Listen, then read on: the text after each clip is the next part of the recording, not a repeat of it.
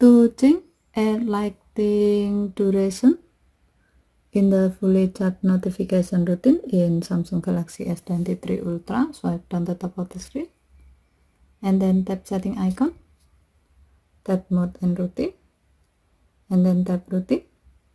While you are in the routine screen, tap get notified when fully charged routine, tap add lighting effect once, tap advanced, and then slide the adjustment bar below duration to adjust its duration. You can slide it to the right to get a longer duration, or slide it to the left to get a shorter duration. As the example, we will set it to long, and then tap done button to save the change. By doing this, now when get notified when fully charged routine is active, the edge of your phone will light for a long duration to notify you that your battery is fully charged at specified level. Okay, thank you for watching. Have a nice day.